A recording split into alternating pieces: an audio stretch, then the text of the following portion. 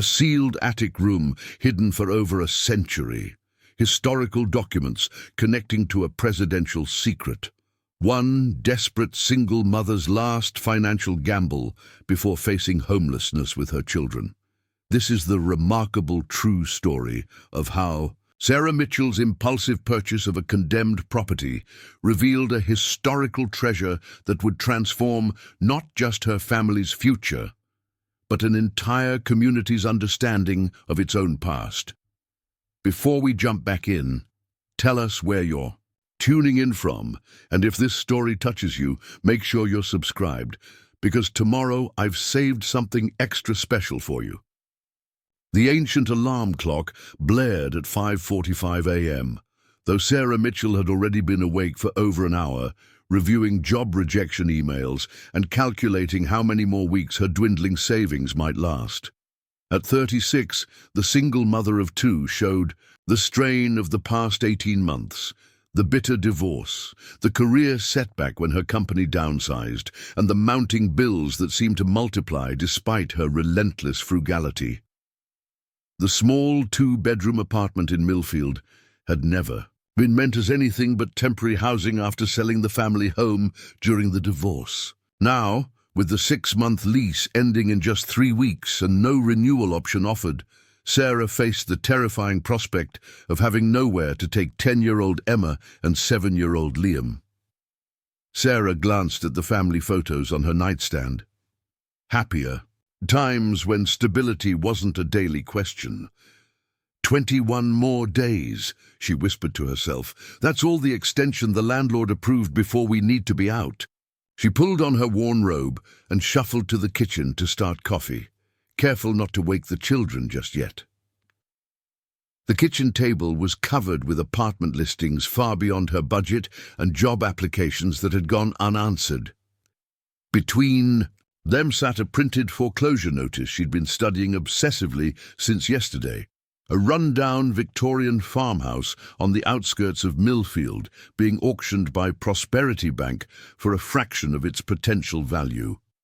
The property needed significant work, but the starting bid was astonishingly low, reflecting the bank's eagerness to offload the long vacant property.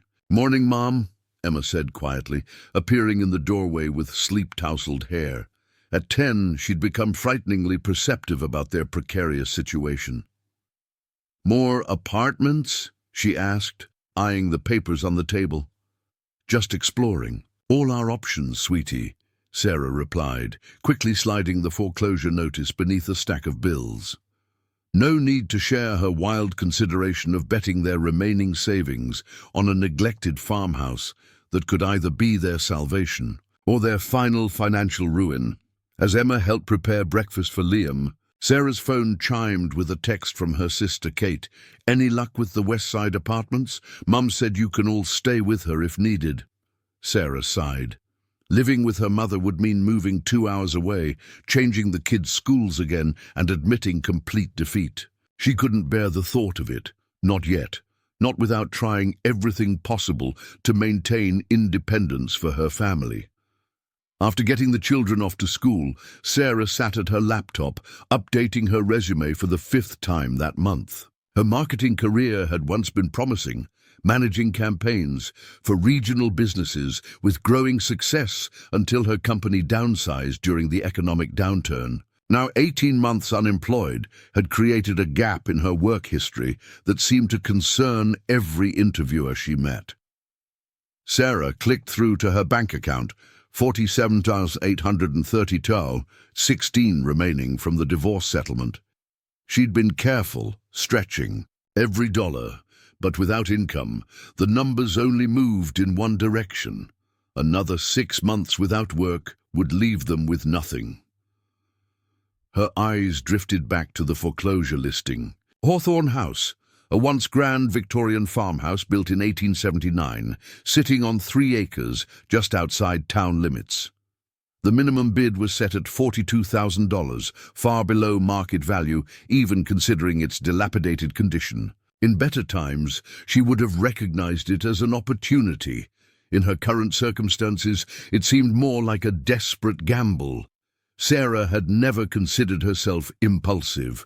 Before the divorce, she'd been a meticulous financial planner, but circumstances had stripped away those securities one by one, leaving her with dwindling options and increasing desperation.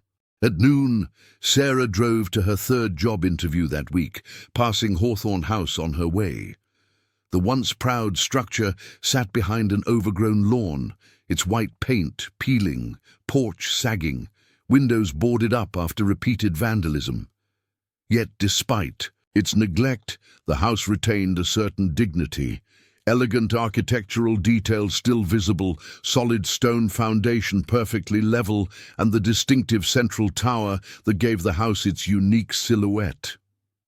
Sarah pulled over, studying the property more carefully. According to local history, the Hawthorne family had been prominent citizens in the late 1800s, with connections to state politics and rumored ties to Washington, D.C. The property had remained in family hands for generations until financial troubles forced the last descendant, an elderly recluse, to surrender it to the bank 8 years ago. As Sarah contemplated the house, her phone rang. The hiring manager from her morning interview. "Mrs. Mitchell, I appreciate you coming in today, but we've decided to go with a candidate whose experience more closely aligns with our current needs." The rejection was politely worded, but devastating nonetheless, the third such call this week. Sarah ended the call and stared at the house, a wild idea taking shape. The auction was tomorrow. Her savings would cover the minimum bid with perhaps $5,000 left for immediate repairs. It was reckless, almost certainly foolish. The reasonable voice in her head listed all the reasons this was a terrible idea: the unknown repair costs, the children's adjustment to another move, the risk of sinking their last resources into a money pit with no escape. Yet something about the house called to her. Perhaps its resilience despite years of abandonment, or maybe just the desperate hope of space and independence after months of cramped apartment, living with nowhere for the children to play.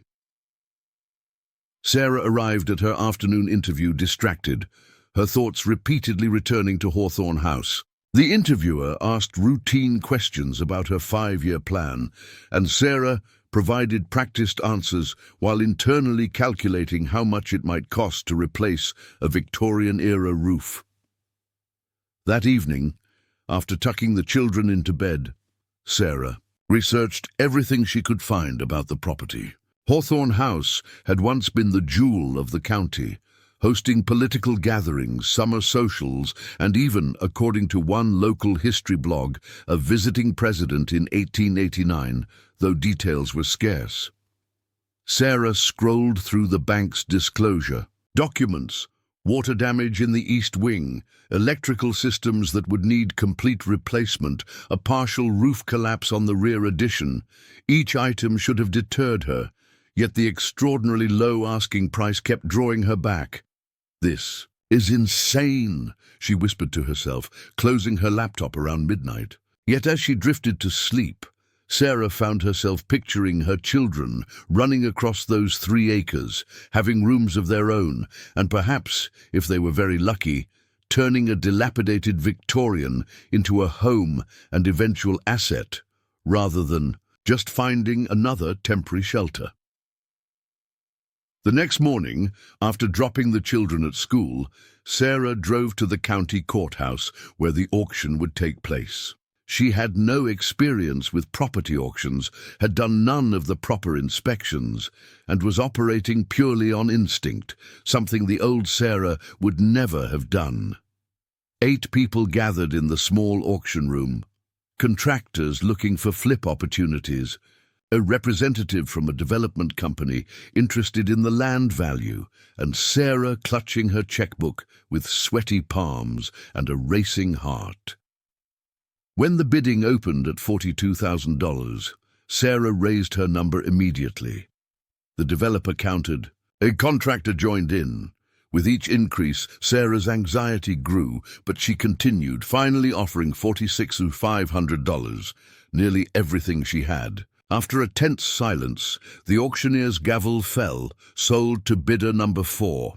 In a daze, Sarah completed the paperwork, wrote the check that represented almost all of her remaining financial security, and received a set of keys to a property she had never even entered. By afternoon, she was legally the owner of Hawthorne House, either her family's salvation or their final financial disaster.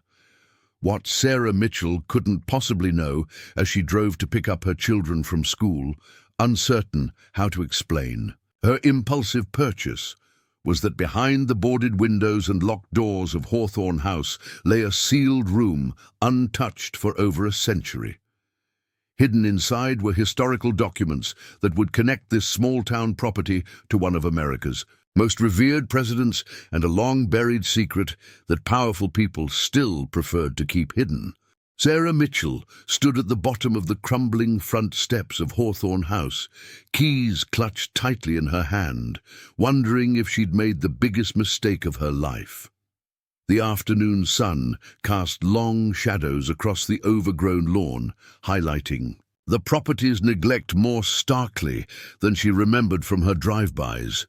Peeling paint, rotting porch boards, and what appeared to be a family of raccoons watching suspiciously from a broken second-floor window all served as immediate evidence that her $6,500 gamble might have been catastrophically unwise.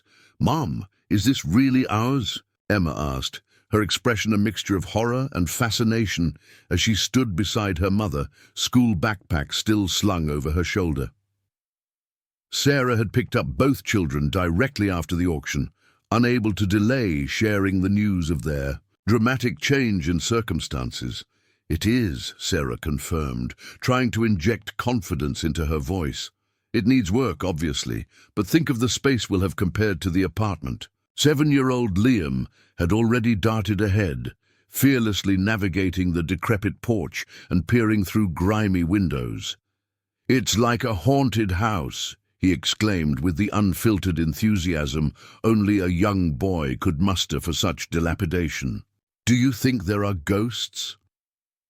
"No ghosts," Sarah assured him, though in truth the house's brooding presence did evoke a certain gothic atmosphere. "Just a lot of dust and probably some wildlife we'll need to relocate." Sarah tested each step carefully as she climbed to the porch, the wooden boards creaking ominously beneath her weight. The ornate front door, once undoubtedly impressive with its carved panels and stained glass inset, now hung slightly askew on corroded hinges.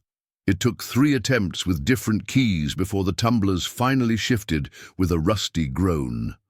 The door swung inward, releasing a musty wave of stale air that spoke of years of abandonment. Sarah fumbled for her phone's flashlight, illuminating a grand entrance hall that, beneath layers of dust and cobwebs, hinted at the home's former elegance. A sweeping staircase curved upward to the second floor, intricate woodwork still intact, despite the neglect. To the right, double pocket doors led to what had once been a formal parlor. To the left, another doorway opened into what appeared to be a library, empty bookshelves lining the walls. "It's huge," Emma whispered, her initial skepticism giving way to tentative wonder as she stepped inside. Over the next hour, the Mitchell family conducted a careful exploration of the first floor. Despite obvious water damage in several areas, the house's structural bones appeared surprisingly sound. High ceilings, hardwood floors beneath grimy carpets, and architectural details that would cost a fortune to replicate in modern construction suggested that Sarah's impulsive purchase might not have been completely irrational. "The electricity's been disconnected," Sarah noted, testing a light switch without result. "And I'm not touching any faucets until we have a plumber check the pipes. We'll need to sleep at the apartment tonight, and for the next few days at least." "Ah, Mom," Liam protested, already imagining camping adventures in their dilapidated mansion. "Non-negotiable," Sarah replied firmly. "This place isn't safe yet. We need to make sure there's clean water, working electricity, and no structural dangers before we can stay here." As the children continued exploring under strict instructions not to climb any stairs or enter rooms with visible floor damage, Sarah pulled out a notebook and began listing immediate priorities: utilities, roof inspection, plumbing assessment, pest control. Each item represented money she no longer had, but perhaps some work could be done gradually, room by room, allowing them to occupy parts of the house while renovating others. Sarah was calculating potential costs when Emma's voice called from the back of the house. "Mom, come look at this kitchen. It's like from the olden days." The kitchen was indeed a time capsule. A massive cast-iron stove dominated one wall, while a porcelain farmhouse sink sat beneath windows overlooking what had once been a kitchen garden. Surprisingly, this room showed less damage than the front areas, protected perhaps by its location or more robust construction. "We could actually use this space pretty quickly," Sarah mused, opening solid wood cabinets that would simply need cleaning rather than replacement. "With some disinfection and a good scrubbing," Liam tugged on her sleeve, interrupting her mental renovation plans. "Mom, what's up there?" He pointed toward a small door in the ceiling, a pull-down attic access in the kitchen's rear hallway. "Just an attic, honey, for storage." "Can we look, please? I want to see if there's treasure." Sarah smiled at his enthusiasm. "Not today. We don't even know if those stairs are safe," and a sharp knocking at the front door cut her off. Sarah tensed, suddenly aware they were trespassing by some standards. The property was legally hers, but they hadn't officially closed with the bank yet, which would take another week according to the paperwork. She approached the front door cautiously, finding an older woman standing on the porch, a casserole dish in her hands. "I thought I saw someone finally moving in," the woman said, smiling warmly. "I'm Eleanor Blackwood, your nearest neighbor." "Well, nearest is still half a mile down the road." "Welcome to the old Hawthorne place." The unexpected neighborly gesture caught Sarah off guard. "Thank you. I'm Sarah Mitchell. We're not actually moving in just yet, just assessing what we've gotten ourselves into." Eleanor laughed understandingly. "A significant project, to be sure. My husband and I have watched this beautiful old place deteriorate for years. We're thrilled someone's saving it from the developers. They wanted to demolish it for tract housing, you know." Sarah invited Eleanor inside, grateful for any local insight into the property. The older woman moved through the front rooms with familiar ease. "I used to visit here as a child," she explained. "My mother was friends with Caroline Hawthorne. That would have been the grandmother of James Hawthorne, the last owner. Such elegant gatherings they used to host." She paused, gazing up at the curved staircase. "This house has stories, Mrs. Mitchell. Remarkable stories." "It's just Ms.," Sarah corrected gently. "I'm a single mother. And honestly, we're here because it was what I could afford, not for the historical value." Eleanor nodded sympathetically. "Life takes unexpected turns. Still, you might find the history of this place quite valuable." The Hawthornes weren't just wealthy landowners. They were connected to important historical figures, presidential advisors, some say. The children appeared from the back of the house, and after introductions, Eleanor continued her impromptu history lesson. "The most interesting room was always the tower study. James Hawthorne kept it locked most of the time. Family legend. Says President Harrison visited here in 1889 and used that room for correspondence during his stay." "Benjamin Harrison?" Sarah asked, trying to recall her presidential history. "The very same. Not our most memorable president, perhaps, but there was quite a close relationship between him and the Hawthornes. Political allies, I believe." As Eleanor prepared to leave, she added, "If you need recommendations for contractors who won't overcharge, my husband knows every tradesperson in the county. And do let me know if you find anything interesting in that tower room. Local historians have speculated about its contents for decades, but James never allowed anyone inside after his father passed." After Eleanor departed, the Mitchells continued. Their exploration until fading daylight made navigation hazardous without electricity. As they prepared to leave, Sarah noticed an unusual feature she'd missed earlier, a narrow door tucked into the paneling beneath the main staircase. "What's this?" she wondered aloud, trying the knob only to find it locked. Emma examined it curiously. "Probably a closet or something." "Probably," Sarah agreed, though something about the door's placement seemed odd. It was almost hidden within, the decorative woodwork, as if designed to be overlooked. Over the next 3 days, Sarah orchestrated the beginnings of their move while coordinating with utility companies and contractors. Eleanor Blackwood's husband, Robert, proved invaluable, connecting her with reliable workers willing to accept payment plans. The house's electrical system needed complete replacement, but a sympathetic electrician agreed to wire the kitchen and 2 bedrooms first, allowing for partial occupancy while work continued elsewhere. A week after the auction, with electricity restored to key areas and basic plumbing functioning, the Mitchells officially moved in, camping in the kitchen and adjacent breakfast room while contractors assessed other parts of the house. The children had embraced the adventure with surprising enthusiasm, accepting the rustic conditions as an extended camping trip. Late one evening, after the children had fallen asleep on air mattresses in what would eventually be their bedrooms, Sarah found herself alone in the kitchen, reviewing renovation estimates by lantern light. The numbers were daunting, tens of thousands for necessary repairs, with cosmetic renovations a distant dream. As she sat contemplating their financial predicament, a strange thumping sound emanated from overhead. Sarah froze, listening intently. The noise came again, a distinct movement above the ceiling. Raccoons in the attic, she thought, remembering the family they'd spotted on their first visit. Armed with a flashlight and a broom, Sarah approached the pull-down attic stairs in the back hallway. The cord dangled just beyond comfortable reach, requiring her to jump slightly. When she tugged, the mechanism resisted before suddenly giving way, sending a shower of dust and debris onto her upturned face.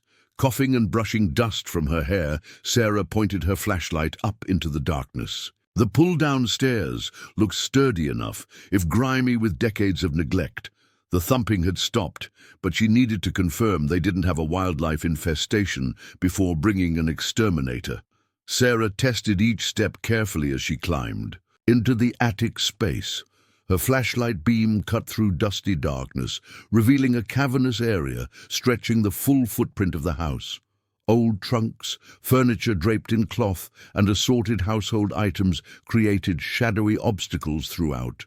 The beam caught something unexpected, footprints in the dust, fresh enough that the edges remained defined. Too small for an adult, they tracked a meandering path between various storage items. "Liam?" Sarah called, suddenly understanding. Her 7-year-old explorer must have found the attic despite her warnings. No answer came, but the flashlight beam caught movement near the far wall. Sarah picked her way carefully across the attic floor, following the footprints. They led directly to a section where the wall angle changed to accommodate the house's distinctive tower feature. There, partially, hidden behind a large wardrobe, Sarah discovered a small wooden door about 4 feet high, and before it, sitting cross-legged on the dusty floor, was Liam. "Liam David Mitchell," Sarah exclaimed, relief and anger mingling in her voice. "You know you're not supposed to be up here. It's dangerous and... What are you doing?" Her son looked up, eyes wide, with excitement rather than guilt. "Mum, I found a secret room. Look!" He pointed to the small door, which appeared to be set into the wall of the tower. "It's locked, though. I need a key." Sarah shined her light on the door, noticing its unusual features. Unlike the rest of the house's worn fixtures, this lock appeared well-maintained, the brass gleaming as if regularly polished. The door itself seemed newer than its surroundings, perhaps replaced at some point while maintaining the original design. "You need to go back downstairs right now," Sarah instructed firmly. We'll discuss your punishment for disobeying house rules tomorrow. But, Mom, don't you want to see what's inside? It might be treasure or important stuff. Mrs. Blackwood said the president used the tower room. Despite her annoyance, Sarah couldn't deny her own curiosity about what lay beyond that peculiar door. It clearly led into the tower section, which would have its own windows and potentially a spectacular view of the property. Perhaps it had served as a study or private office for the home's original owner. "Downstairs now," she repeated, leaving no room for negotiation. "I'll check it out and make sure there aren't any critters living in there." After escorting a reluctant Liam back to his air mattress and extracting a promise he wouldn't explore. Further, without permission, Sarah returned to the attic. The mysterious door drew her like a magnet. She examined the lock more closely, noticing an unusual design engraved around its perimeter, something like laurel leaves surrounding an eagle motif. Sarah tried several keys from the jumble she'd received at closing, but none fit. As she was about to give up, she remembered the strange door beneath the main staircase. Also locked, also somehow different from the other doors in the house. What if they required the same key? And if so, where would that key be kept? Sarah returned downstairs, moving quietly to avoid waking the children. She examined the panel door beneath the stairs again, running her fingers along its frame. There, a small recess above the doorframe, just deep enough to conceal something. Standing on tiptoe, Sarah reached into the space and felt cool metal against her fingertips. She withdrew a tarnished brass key with an ornate design matching the lock upstairs. Her heart raced as she returned to the attic. The key slid into the tower room's lock with perfect precision, turning smoothly despite decades of disuse. Vikerku. Jogar swung inward without a sound, revealing a perfectly preserved Victorian study that took Sarah's breath away. Unlike the rest of the house, this room showed no signs of neglect. Oil lamps sat ready on polished tables. A roll-top desk dominated one wall, its surface immaculate. Bookshelves lined with leather-bound volumes stretched to the ceiling. The tower's curved windows, uncovered here though boarded from outside, would have provided spectacular natural light during daylight hours. But what caught Sarah's attention, what made her gasp aloud and reach instinctively for support, was the portrait hanging prominently on the wall opposite the desk. The stern face of President Benjamin Harrison gazed back at her, painted with remarkable skill. Beneath it, in a glass-fronted display case, lay what appeared to be handwritten letters, a small leather journal, and several official-looking documents bearing ornate seals. Sarah moved closer, her flashlight revealing the first line of a framed letter. "My dear Hawthorne, I must entrust these papers to your safekeeping, as they cannot remain in Washington under the current circumstances." The letter was signed with a flourishing Benjamin Harrison, President of the United States. Sarah Mitchell stood frozen in the perfectly preserved tower study, suddenly understanding that she had purchased much more than a dilapidated Victorian farmhouse. She had stumbled upon what appeared to be a sealed historical time capsule, one containing documents directly connected to a U.S. president, hidden away for over a century. What secrets did these papers contain? Why had they been concealed rather than preserved in official archives? And perhaps most importantly, who else might know or care about their existence? As these questions raced through Sarah's mind, she failed to notice the beam of a flashlight sweeping across the front lawn below. Someone else was taking an interest in Hawthorne House in the middle of the night.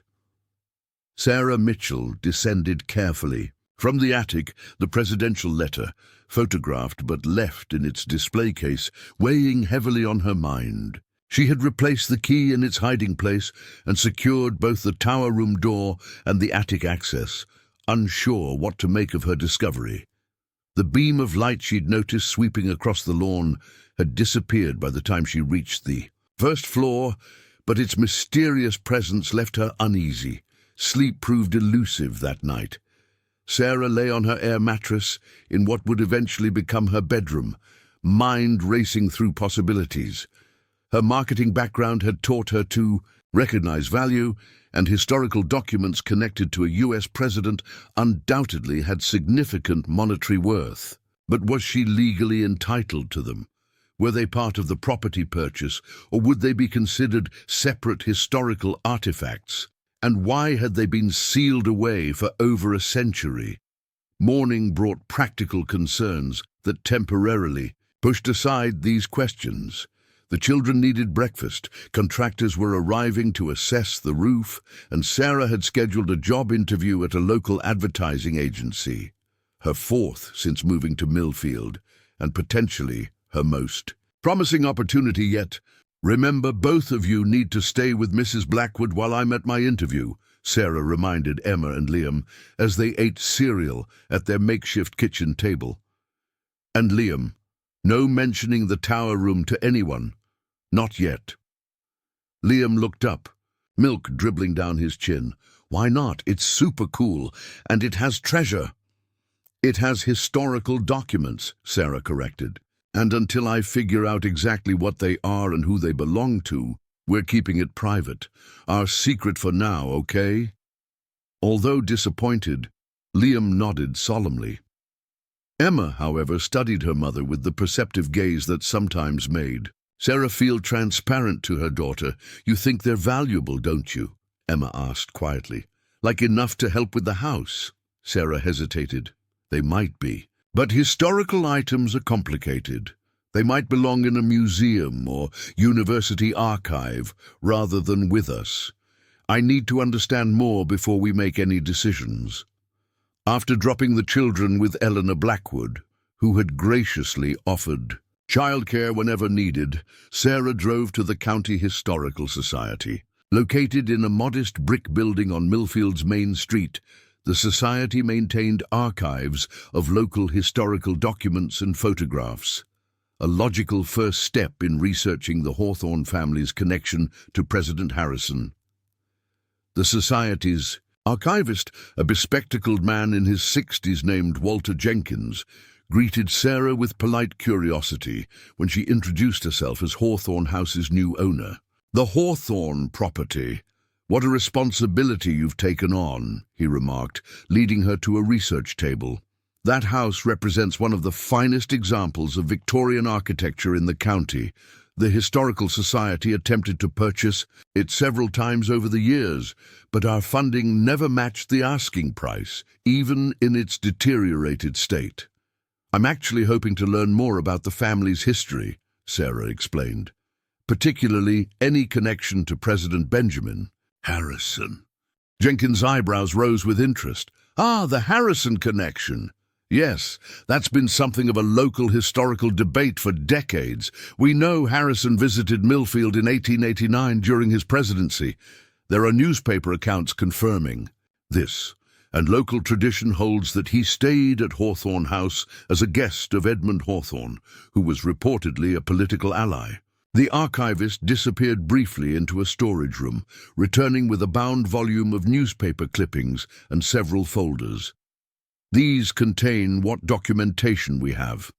The visit was apparently quite private, not a campaign stop or official presidential appearance, but something more personal. Sarah spent the next 2 hours poring over the materials, piecing together fragments of history.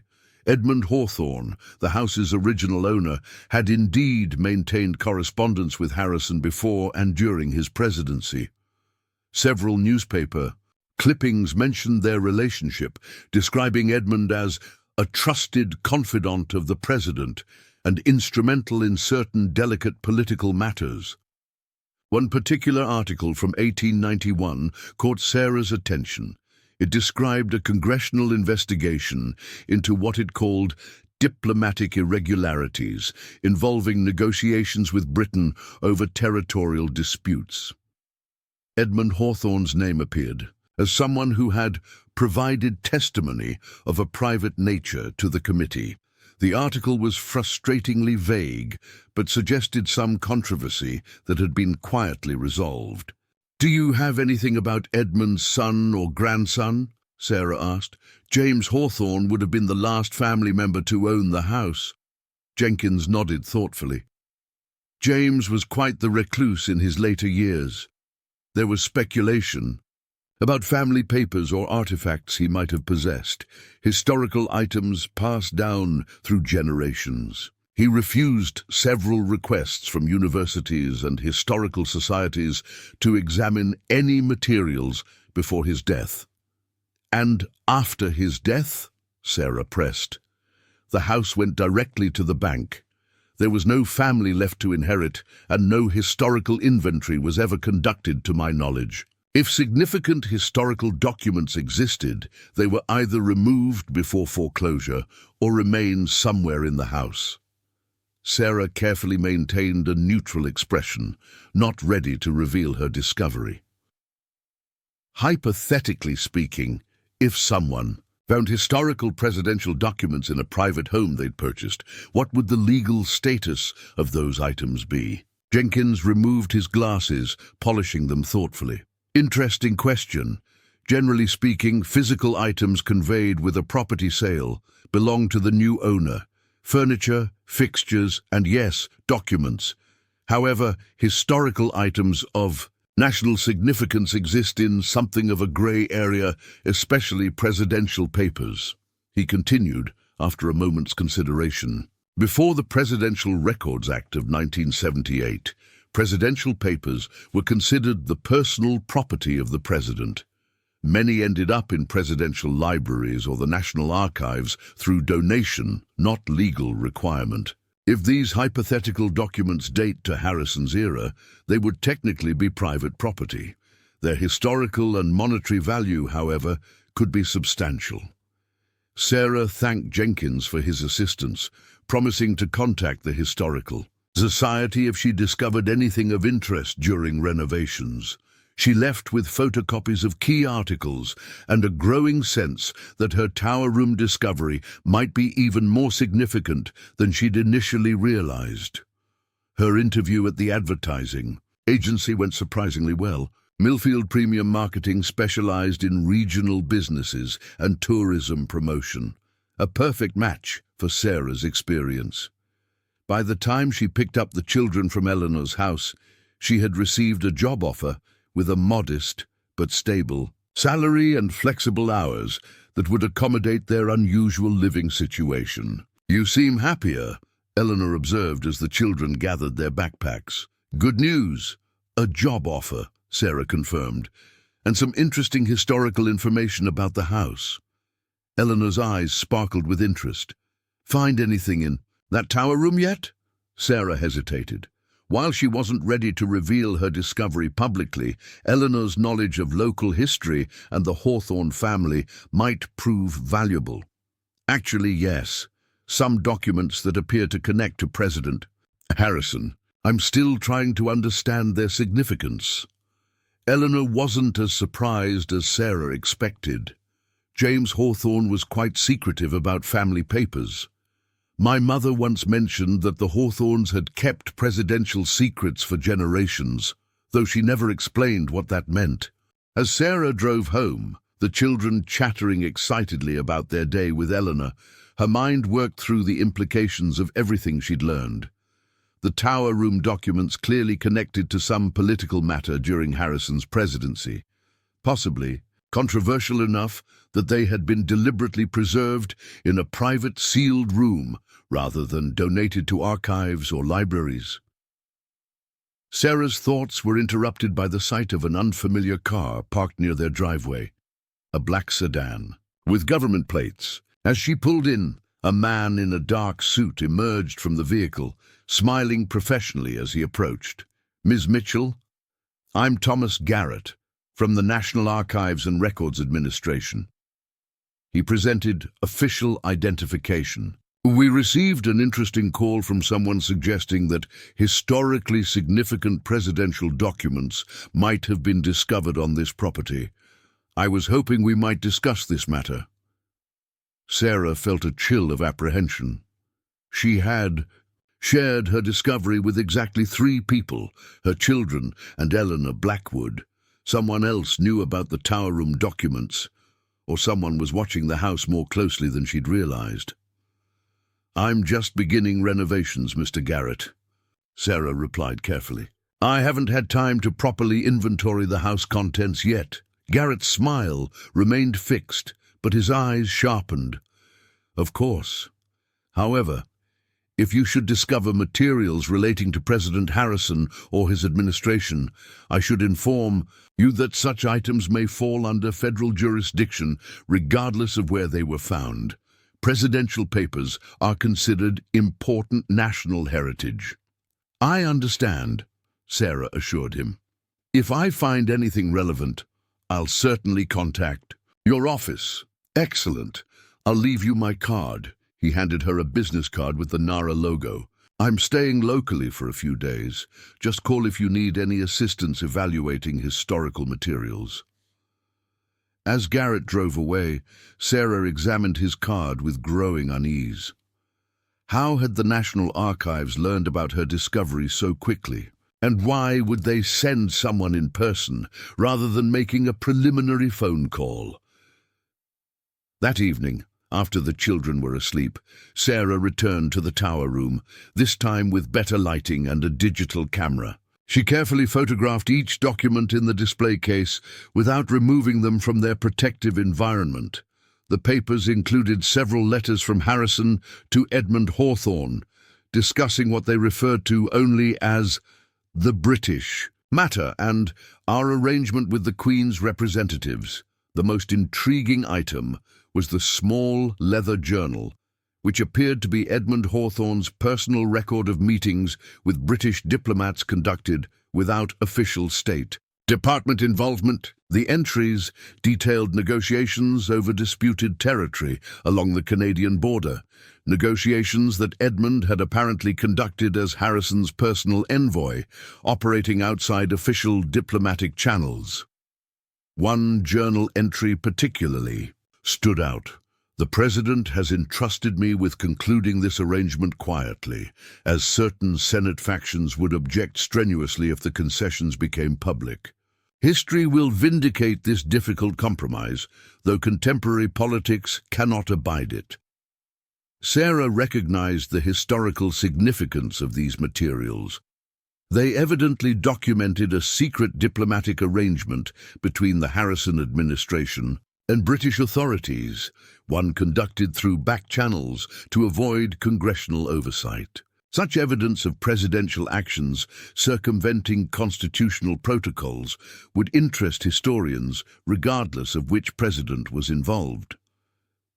As Sarah was replacing the journal, she noticed something she'd overlooked previously: a small leather pouch tucked behind the display case. Inside, she found an ornate key unlike any she'd seen in the house, along with a folded paper containing a single written line: "When necessity demands, the third oak reveals the path." The cryptic message made no immediate sense, but Sarah carefully photographed it along with the unusual key before returning everything to its original position. As she secured the tower room once more, she couldn't shake the feeling that she had stumbled upon something far more complicated than mere historical curiosities. Back in her makeshift bedroom, Sarah researched Thomas Garrett online, finding confirmation that he did indeed work for the National Archives. However, his specific department, the Presidential Materials Division, typically focused on modern presidential records, not 19th century documents. Sarah's phone chimed with a text message from an unknown number. "Be careful who you trust. With Harrison's secrets, not all interested parties have historical preservation in mind." She stared at the message, a chill running down her spine. No identification, no context, just a warning that confirmed her growing suspicion that the tower room's contents carried implications beyond historical interest. Sleep came fitfully. That night, filled with dreams of hidden rooms and shadowy figures searching through her house. Sarah woke several times, listening for any unusual sounds, increasingly aware that Hawthorne House might have come with complications far beyond rotting floorboards and outdated wiring. Morning brought an unexpected knock at her door. Eleanor. Blackwood stood on the porch, expression grave.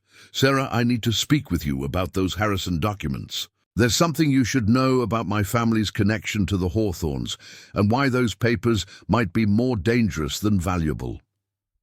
Sarah Mitchell ushered Eleanor Blackwood inside, glancing nervously up and down the street before closing the door. The children were still asleep upstairs, giving them privacy for what promised to be a concerning conversation. "Coffee?" Sarah offered, leading Eleanor to the kitchen where they'd at least established basic functionality. "Thank you, but this can't wait," Eleanor replied, her usual warm demeanor replaced by an urgency that heightened Sarah's anxiety. "Yesterday, a man visited our house asking questions about the Hawthorne property and specifically about presidential documents. He claimed to be from the National Archives." "Thomas Garrett," Sarah confirmed. "He came here afterward." Eleanor's expression tightened. "I didn't tell him anything, but Robert recognized the name. Thomas Garrett isn't just an archivist. He used to work for a private foundation with ties to certain political interests. His reputation among historians is controversial." "What do you mean?" Sarah asked, tension building in her chest. "The Blackwood and Hawthorne families have been connected for generations," Eleanor explained. "My grandmother was a Hawthorne cousin. There's always been an understanding that certain historical materials in that house were sensitive, politically significant beyond their historical value." Sarah hesitated, then decided to trust Eleanor with the full truth. "I found letters and a journal documenting secret negotiations between President Harrison and British diplomats over border territories. Negotiations conducted outside official channels to avoid congressional oversight." Eleanor nodded grimly. "The Canadian Compromise. Yes, that fits with family stories. Harrison authorized territorial concessions that would have been politically disastrous if publicized. The agreement shaped what eventually became the permanent border, but the methods used, circumventing constitutional requirements for Senate approval of treaties, would have constituted an impeachable offense at the time. But this was over. "A century ago," Sarah pointed out. "Why would anyone care now? Harrison isn't exactly a household name in presidential history." "It's not about Harrison specifically," Eleanor said. "It's about precedent. Documented evidence of a president deliberately bypassing constitutional requirements for diplomacy and then concealing that action. That has contemporary relevance to ongoing debates about executive power. Different political factions would interpret and use such evidence very differently." The implication settled heavily on Sarah. Her impulsive real estate purchase had entangled her with historical documents that apparently held modern political significance. So this Thomas Garrett might represent interests more concerned with controlling the narrative than preserving history, Eleanor finished. "And he likely won't be the only one interested once word spreads." "But how did he find out so quickly?" Sarah wondered aloud. Eleanor's expression turned apologetic. "I may have inadvertently contributed to that. I mentioned your discovery to my nephew David, who teaches history at the State University. He must have discussed it with colleagues, and word spread through academic circles. I never imagined it would reach someone like Garrett so quickly." As if on cue, Sarah's phone chimed with an incoming call from the County Historical Society. Walter Jenkins's excited voice greeted her when she answered. "Ms. Mitchell, I've just had the most remarkable call from Professor Harrington at Georgetown University. He's a leading Harrison scholar and is tremendously excited about rumors of documents found at Hawthorne House. He's offering to authenticate the materials at no cost and provide expert context for their historical significance." Sarah caught Eleanor's warning glance. "That's very kind, Mr. Jenkins, but I'm still assessing what I've found. I'll need time before inviting academic evaluation." After ending the call, Sarah sank into a kitchen chair. This is spiraling beyond my control already. You need to be careful who you trust, Eleanor cautioned. These documents have been protected by the Hawthorne family for generations for good reason. Political history never truly becomes irrelevant when it involves constitutional questions. Their conversation was interrupted by the sound of footsteps on the front porch. Through the window, Sarah spotted a familiar black sedan parked at the curb. Thomas Garrett had returned, this time accompanied by another man in a dark suit. "Ms. Mitchell," Garrett called through the door. "I need to speak with you urgently regarding federal protocols for handling presidential historical materials." Sarah opened the door a few inches, chain lock engaged. "Mr. Garrett, as I explained yesterday, I'm still inventorying the house. When I have something to report, I'll contact your office." The second man stepped forward, presenting identification. "Richard Donovan, Department of Justice. Ms. Mitchell, we have reason to believe you've discovered materials that may have national security implications. We're requesting your cooperation in securing these items while their status is determined." National security implications? From 130-year-old documents, Sarah questioned skeptically. "Historical precedents can impact current diplomatic and constitutional interpretations," Donovan replied smoothly. "We're merely following protocol for handling sensitive presidential materials, regardless of age." Eleanor moved beside Sarah. At the door, "I believe you gentlemen need a court order to demand access to private property or privately owned historical items. Until then, I suggest you direct further inquiries through Ms. Mitchell's attorney." "She's right," Sarah added, with more confidence than she felt. "I have no obligation to grant you access without proper legal documentation." Donovan's professional demeanor barely slipped, but Sarah caught the flash of annoyance in his eyes. "We can obtain such documentation if necessary, but that process becomes considerably more adversarial. We're offering a cooperative approach that would acknowledge your ownership while ensuring proper handling of historically significant materials." "I'll consider your offer and consult my attorney," Sarah responded firmly. "Good day, gentlemen." After closing the door, Sarah turned to Eleanor, heart pounding. "I don't have an attorney. I can't afford one." "Robert's nephew practices law in the city," Eleanor replied. "I'll call him immediately. In the meantime, you need to secure those documents somewhere safer than the tower room. If they're willing to intimidate you like this, they might not wait for legal procedures." As Eleanor made her call, Sarah heard the children stirring upstairs. The morning's revelations had transformed her already challenging situation into something far more complicated. She had purchased Hawthorne House, hoping to provide stability for her family. Instead, she'd inadvertently acquired historical documents that were attracting unwanted attention from powerful interests. Over breakfast, Sarah maintained a facade of normalcy for the children's benefit, though Emma's perceptive gaze suggested she sensed the underlying tension.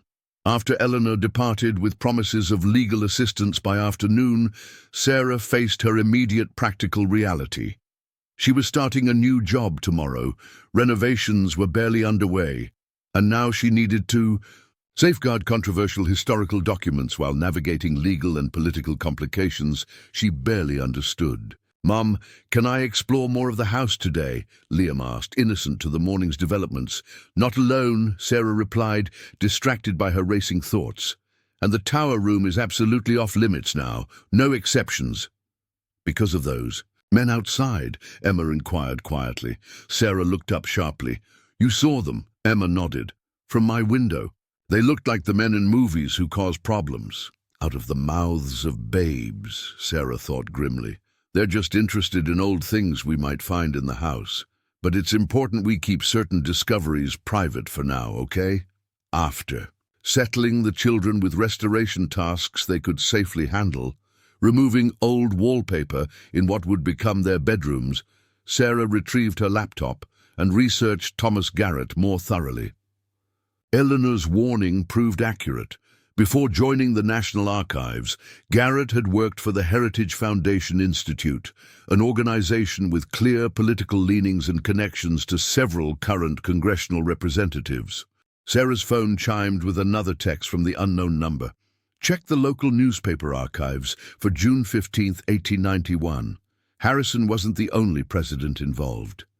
The message sent a chill down her spine.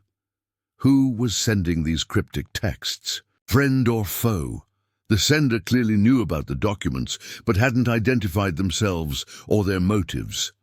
By early afternoon, Eleanor returned with her promised legal help, Andrew Blackwood, a sharp-eyed man in his 40s whose specialty was historical property rights and artifact ownership. Fascinating situation, Andrew commented after Sarah explained the circumstances. From a legal perspective, the documents are almost certainly your property as they were conveyed with the house sale. The bank made no exceptions for historical items in the property transfer. But the government representatives suggested otherwise. Sarah pointed out, they're overreaching, Andrew assured her.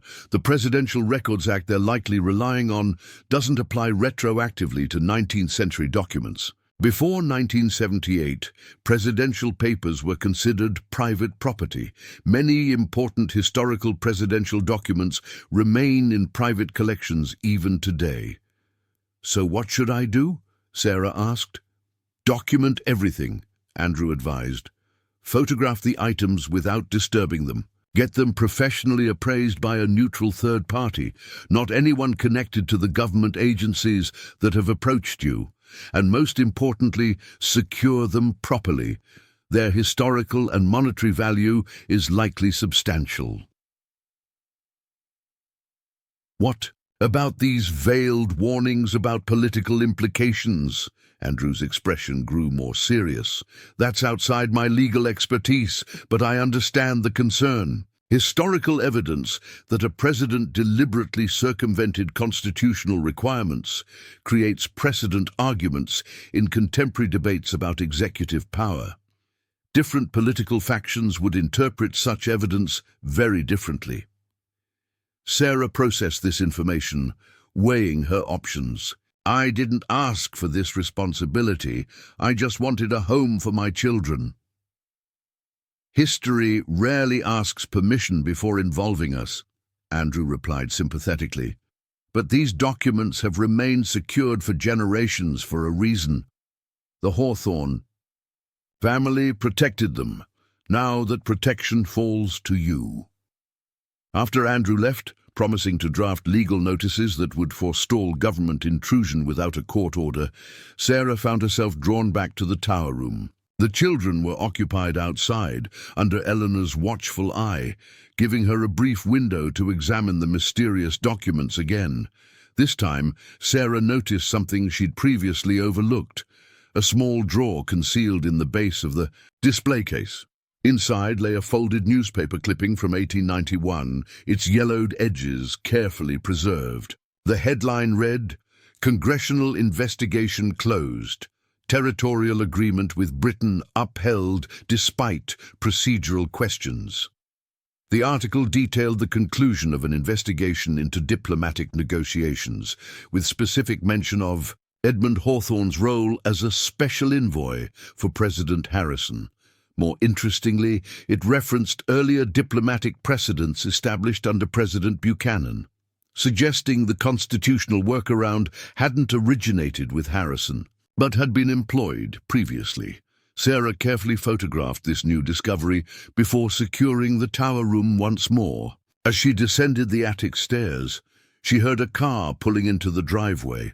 Through the window, she spotted a sleek black SUV with tinted windows. A woman in a tailored suit emerged, approaching the house with confident strides. When Sarah answered the door, the woman offered a business card embossed with the presidential seal. "Catherine Montgomery, White House Historical Association. May I come in? We need to discuss those Harrison documents and an offer that might solve all your problems, financial and otherwise." Sarah studied the woman carefully, immediately recognizing Another player entering the increasingly complicated game surrounding her discovery. What kind of offer? Montgomery smiled professionally. The kind that would cover complete restoration of this beautiful historic home, college funds for your children, and appropriate recognition for your role in preserving significant presidential history. All we ask is exclusive first access to properly catalog the documents. The offer was precisely calibrated to address Sarah's most pressing concerns, financial security for her family and restoration of the house that had become both her greatest challenge and potential salvation. Yet the timing and specificity of the proposal suggested Montgomery knew far more about Sarah's situation than any stranger should. "How did you know about my discovery?" Sarah asked directly. "I've shared that information with very few people. Let's just say the historical community is quite attuned to potentially significant finds," Montgomery replied smoothly, "especially those that might impact our understanding of presidential history. Now, may I come in to discuss details?" Sarah stood at her threshold, facing a decision that seemed to grow more complex by the hour. What had begun as a desperate gamble on a foreclosed property had evolved into a high-stakes situation involving government agencies, political interests, and historical secrets that had remained hidden for over a century. Whatever she decided next would affect not just the document's fate, but her family's future and possibly even broader historical narratives about presidential power. As Sarah weighed her response, she noticed Thomas Garrett's black sedan returning slowly down the street, its occupants watching her interaction with Montgomery with evident interest. Different factions were clearly converging on Hawthorne House, each with their own agenda regarding the presidential secrets hidden in the tower. Room, the simple life Sarah had hoped to rebuild for her children, seemed increasingly out of reach. Instead, she found herself at the center of a complex web of historical significance, political implications, and competing interests, all because she had taken a desperate chance on a forgotten Victorian farmhouse with a sealed attic room.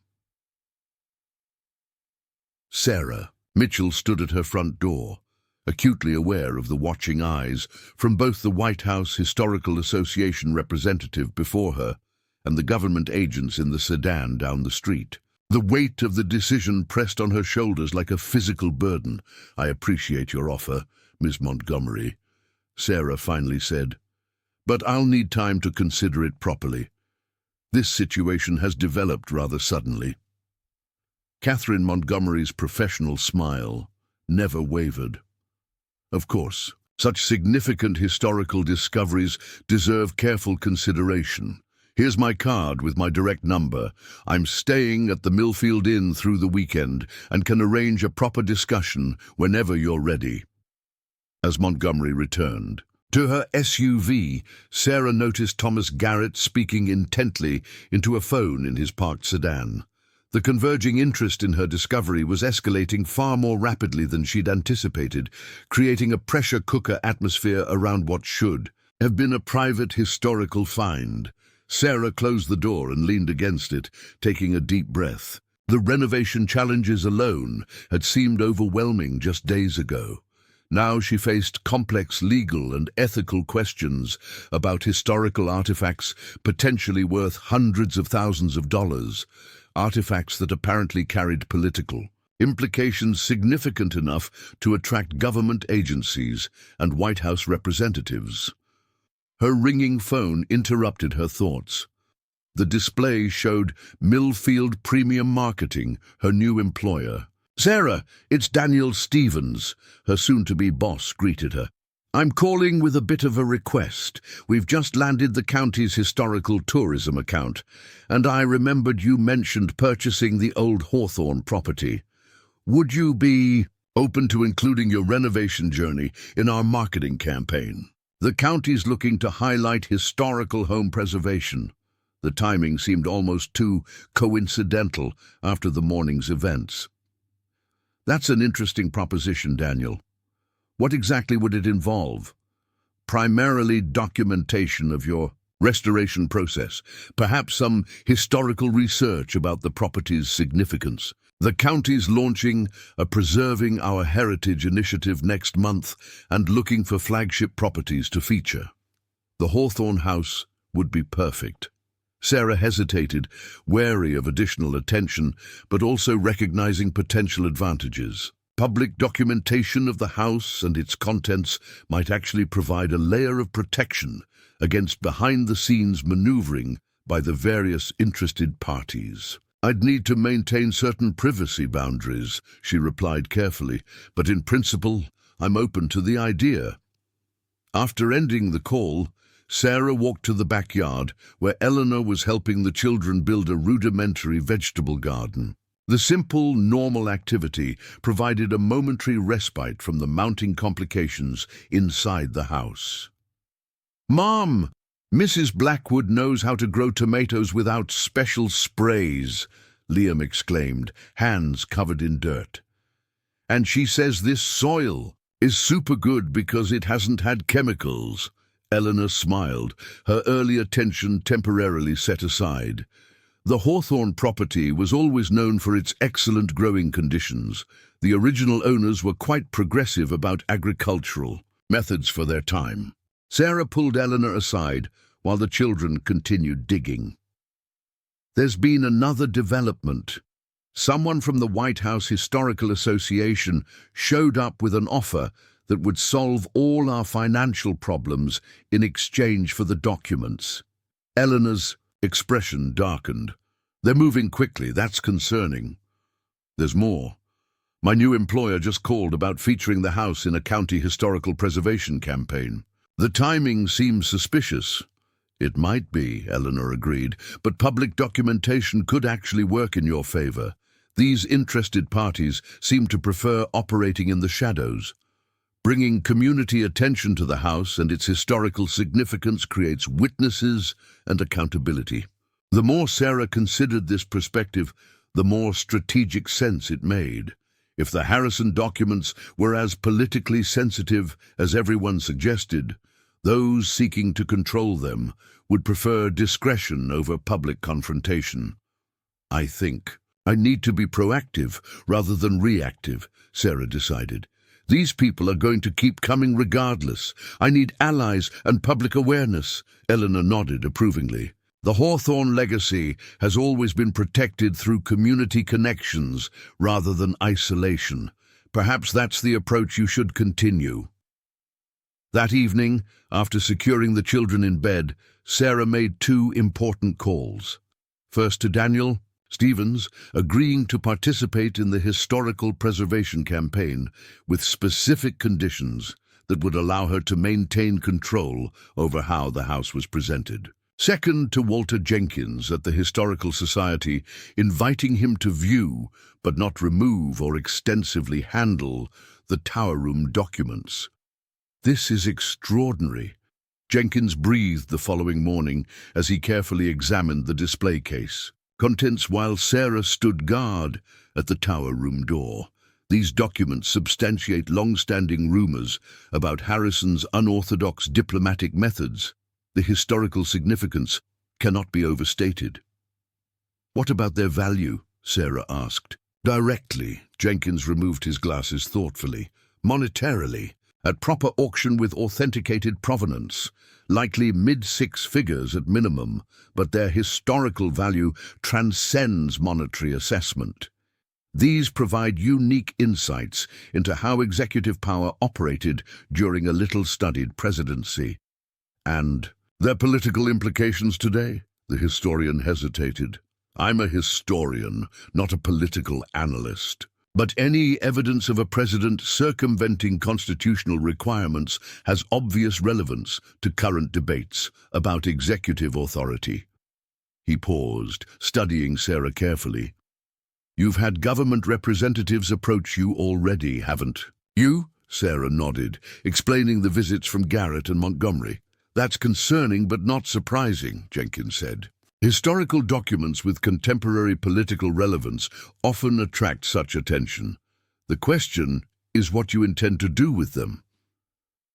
I'm still determining that, Sarah admitted, but I won't make decisions under pressure or threats. These documents have remained safely preserved for generations. I intend to respect that legacy while I consider my options. Jenkins helped Sarah photograph and catalogue each document properly, providing historical context for the entries in Edmund Hawthorne's journal. The Canadian Compromise appeared to involve territorial concessions along the Minnesota-Manitoba border that Harrison had authorized without Senate treaty approval, using Edmund Hawthorne as an unofficial envoy to British diplomats. Notice how carefully Hawthorne words this entry, Jenkins pointed out. The president believes congressional consultation would imperil delicate negotiations. That's a diplomatic way of saying Harrison knew Congress would object to these terms.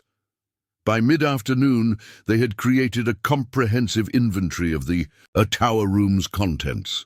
As Jenkins prepared to leave, Sarah made a request. I'd like to hold a small historical open house event through the county preservation program. Nothing that would endanger the documents, but something that acknowledges the house's historical significance while renovation is underway. Jenkins looked surprised but pleased. An excellent idea. It would establish the historical provenance publicly while maintaining your control over access. The society would be delighted to assist.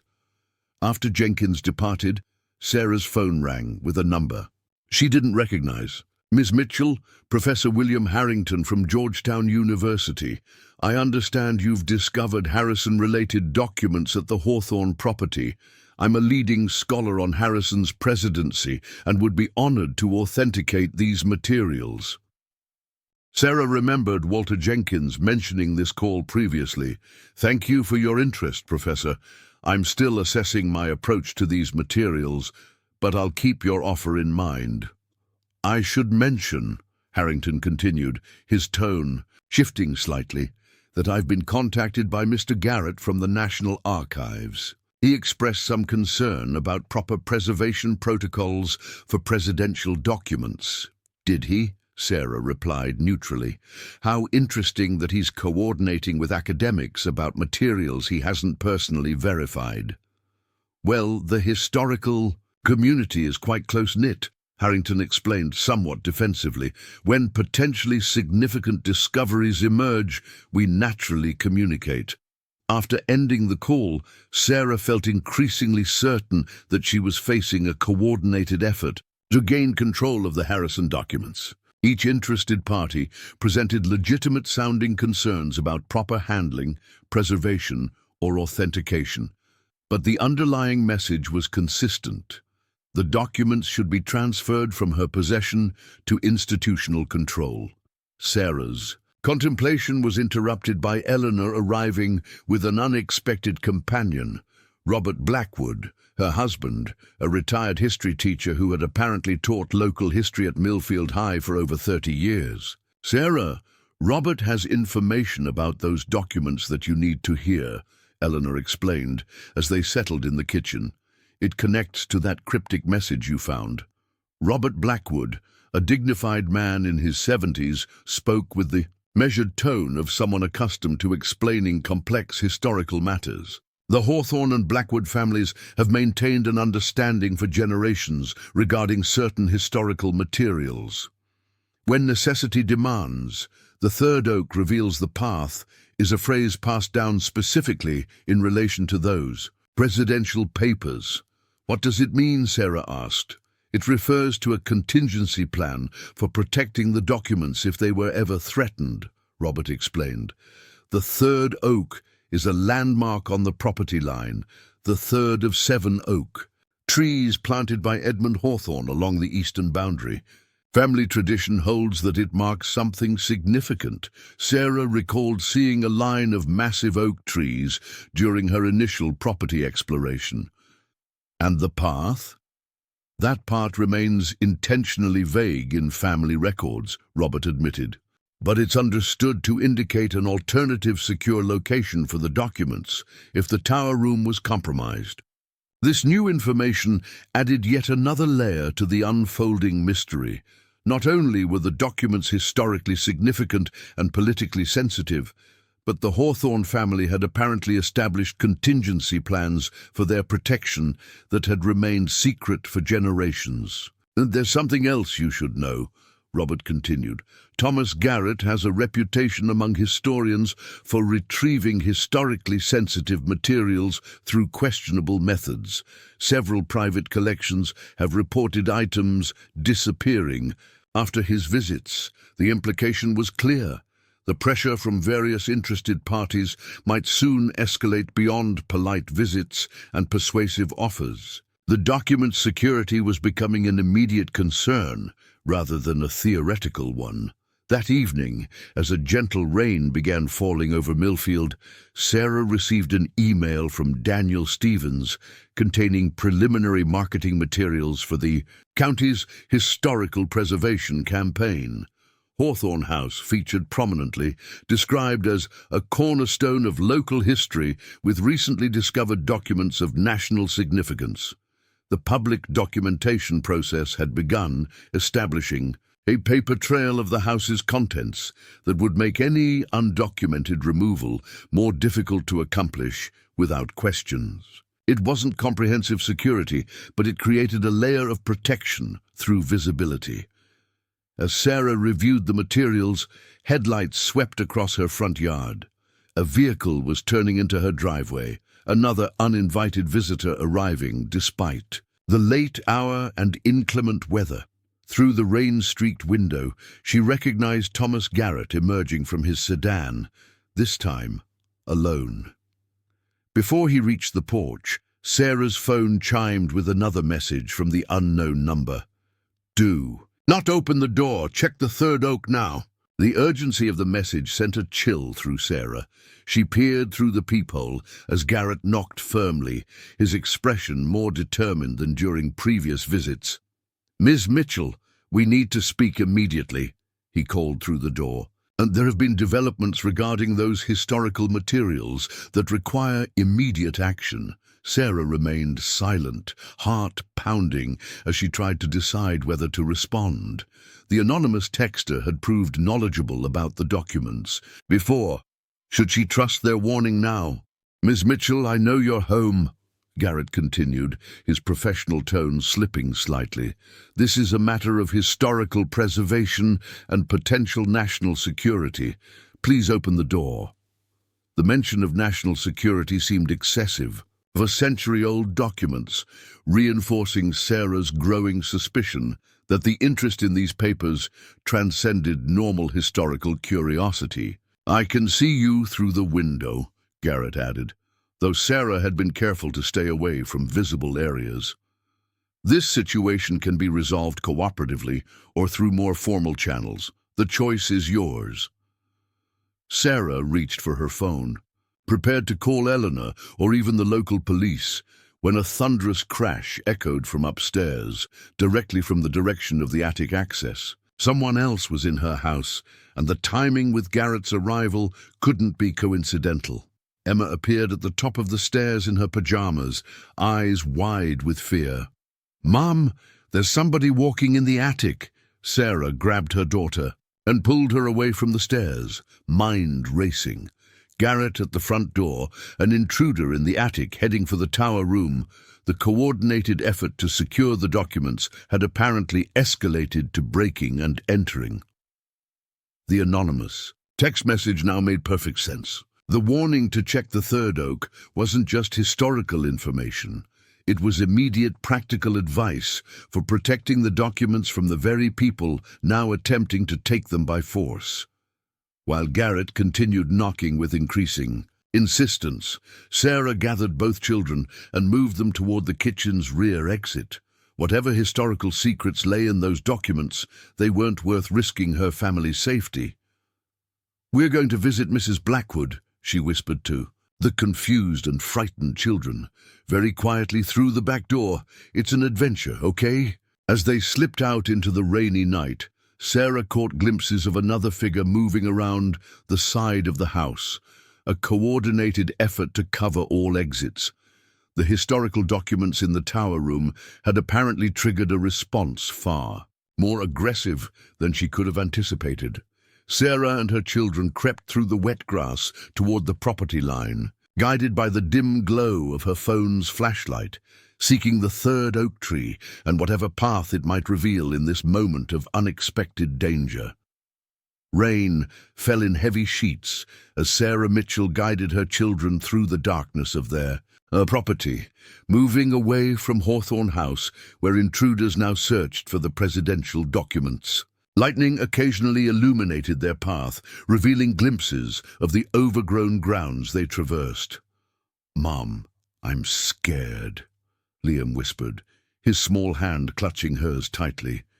"It's okay," Sarah assured him, though her own heart raced with fear and uncertainty. "We're just playing a special game of hide and seek. Remember how we talked about the history of this house? We're part of that history now." Emma, always perceptive beyond her years, remained silent but moved with determined focus, understanding far more of their predicament than Sarah would have wished. They continued along the eastern property boundary, where Robert Blackwood had indicated the line of oak trees stood. Sarah's phone flashlight revealed the massive trunks one by one, ancient sentinels planted by Edmund Hawthorne himself nearly 150 years earlier. The first oak, the second, and finally the third, distinguished by a peculiar notch carved into its trunk at about eye level. "What are we looking for?" Emma whispered as Sarah examined the tree in the dim light. "A clue," Sarah replied, running her fingers over the carved notch, something the original owner left to help protect important papers. Behind them, flashlight beams swept across the grounds from the direction of the house. Voices called out, Garrett coordinating with at least two others as they expanded their search beyond the structure itself. Sarah's fingers found a small depression within the notch, just large enough to insert the ornate key she'd discovered in the tower room. With trembling hands, she retrieved the key from her pocket and inserted it into the opening. For a moment, nothing happened. Then, with a soft click that was nearly lost in the sound of rainfall, a section of the tree's base swung outward, revealing a small chamber within the massive oak's trunk. Inside lay a metal container similar to a safe deposit box, secured with another lock. "Whoa," Liam breathed, momentarily forgetting his fear. "The tree has a secret door." Sarah used the same key to open the metal container, finding inside a folded oilskin packet that had protected its contents from decades of potential moisture. Within the packet was a map of the property, with a location marked near the northwestern boundary, along with a letter in Edmund Hawthorne's handwriting. "My successor," the letter began, "if you are reading this, necessity has demanded the primary repository be abandoned. The secondary location remains secure, known only to our family and trusted allies. The items must remain protected from those who would misuse their evidence of executive overreach, regardless of which political faction currently holds power." The letter continued with specific directions to the secondary location, a hidden underground chamber accessed through what appeared to be an old well house near the property's boundary with the Blackwood land. Sarah carefully resealed the oilskin packet and replaced it in the metal container. Her mind raced with the implications. Edmund Hawthorne hadn't just preserved these documents, he had created an elaborate system to protect them from forced removal or destruction.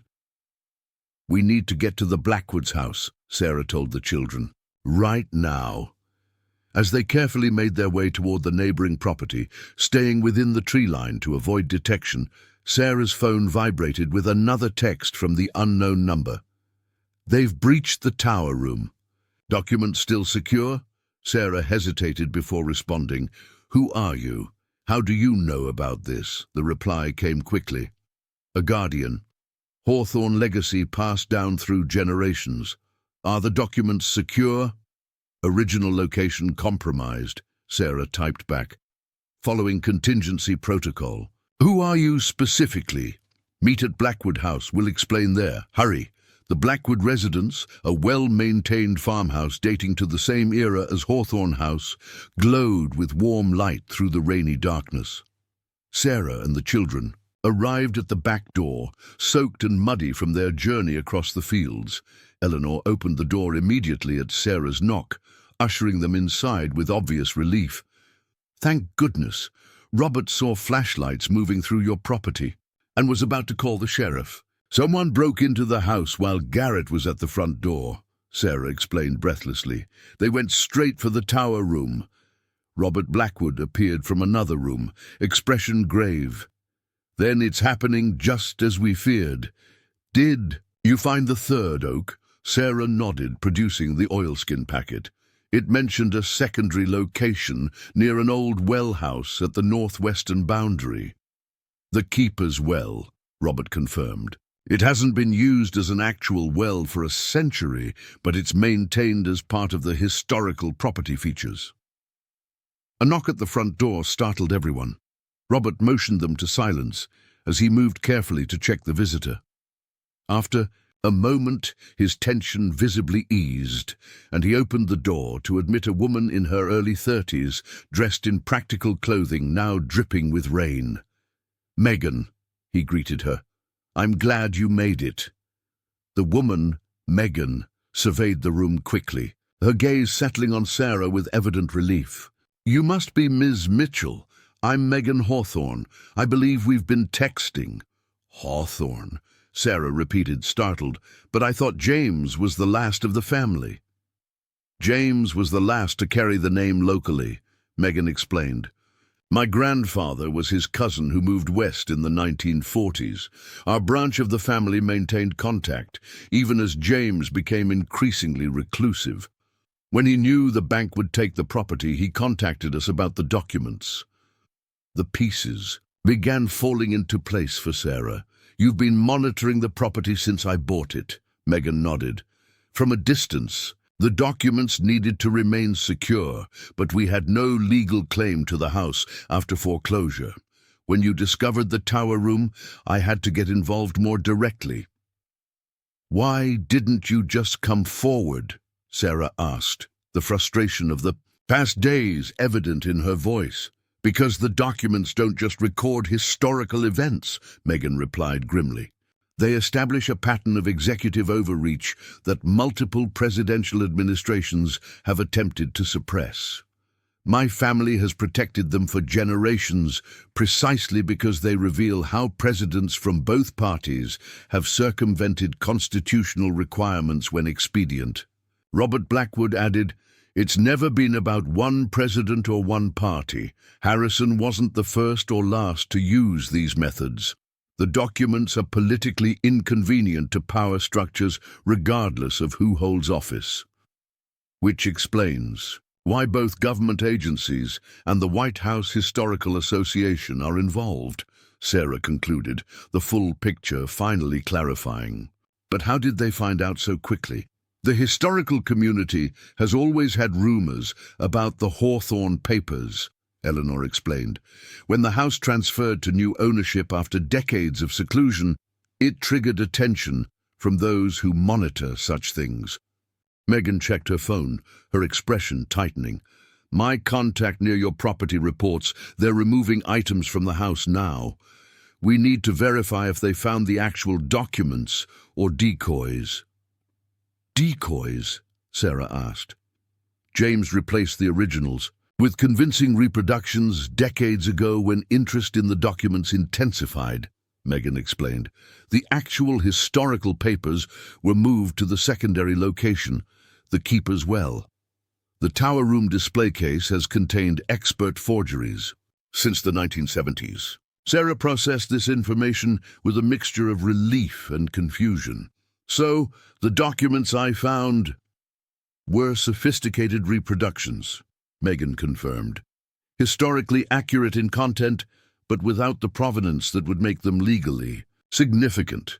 The originals are preserved in a climate-controlled chamber beneath the old well house.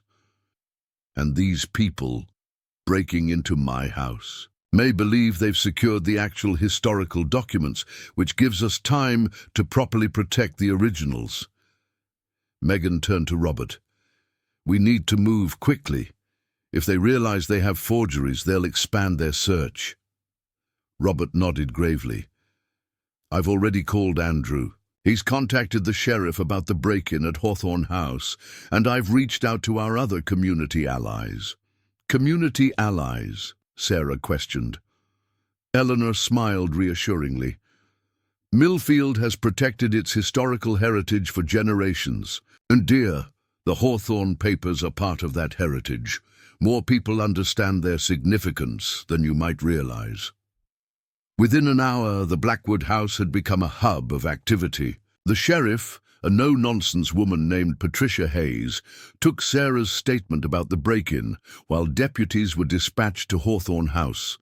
Walter Jenkins arrived from the Historical Society with documentation establishing the historical significance of the property and its contents. Andrew Blackwood joined them with legal paperwork already prepared for an emergency injunction against removal of historical items from the premises. They're claiming to be federal agents executing a national security directive, Sheriff Hayes reported after radio communication with her deputies. But they're refusing to produce specific documentation or wait for verification. Classic intimidation tactics, Andrew commented. They're hoping to complete the removal before proper legal oversight can be established. Outside, through the continuing rainfall, headlights appeared on the long driveway leading to the Blackwood house. Multiple vehicles approached, not just law enforcement, but what appeared to be a caravan of local residents responding to Robert and Eleanor's calls. The community network is activating, Robert explained to Sarah's questioning look. This isn't the first time Millfield has needed to protect its heritage from outside interests. As Sarah watched from the window, she recognized familiar faces emerging from the vehicles. The hardware store owner who had provided discounted supplies for her renovation, the local banker who had helped arrange her mortgage transfer, the librarian who had welcomed her children their first week in town. Ordinary people rallying together to protect something they collectively valued. Megan joined Sarah at the window. This is why the documents have remained secure for generations, not just because of elaborate hiding places, but because communities protect what matters to them. But why should these old papers matter so much to them? Sarah asked. They're about events from over a century ago. Because they remind us that power must always be accountable to law, Megan replied simply. That principle transcends time. When presidents from any era believe they can circumvent constitutional requirements without consequence, something fundamental is threatened. Sheriff Hayes returned from a radio consultation, her expression grim but determined. They've loaded several items into their vehicles and are preparing to depart. I've established roadblocks on all exits from the county, but they're claiming federal authority supersedes local jurisdiction. They don't have proper authorization, Andrew insisted. I've contacted the U.S. Attorney's Office. Without specific court orders, they cannot remove historical artifacts from private property, regardless of claimed national security implications. Walter Jenkins added, I've notified the State Historical Preservation Office. They're sending representatives immediately. Removing historically significant items without proper documentation violates multiple preservation statutes. The coordinated community response was impressive to Sarah, who had spent months feeling isolated in her struggles. These people, many, still strangers to her, had mobilized with remarkable efficiency to protect historical materials they considered part of their shared heritage. Robert's phone rang, and after a brief conversation he addressed the group. They've reached the northern roadblock. Sheriff Hayes's deputies are preventing their departure pending proper documentation. Another community member, the editor of the local newspaper, stepped forward. We're running a special morning edition about the break-in, and attempted removal of historical artifacts from Hawthorne House, complete with photographs of the vehicles and individuals involved. First copies will be available in 3 hours. Strategic publication would create public documentation of events that certain government representatives clearly preferred to keep quiet. It was another layer of protection through visibility, making it difficult for anyone to simply disappear with historically significant materials without accountability. This still leaves the question of the original documents, Sarah noted, quietly to Megan. If these people are willing to break into my house to take forgeries, what would they do for the actual historical papers? Megan nodded grimly. That's why we need to ensure their continued security. The Keeper's Well has protected them for decades, but with this level of interest, we may need to consider more permanent options. Like what? Sarah asked. Proper historical archiving with multiple verified copies held by different institutions, public documentation of their contents through scholarly publication, and legal protections establishing their status as cultural heritage items. Megan looked at Sarah directly. As the property owner, those decisions ultimately rest with you. Sarah hadn't asked for this responsibility.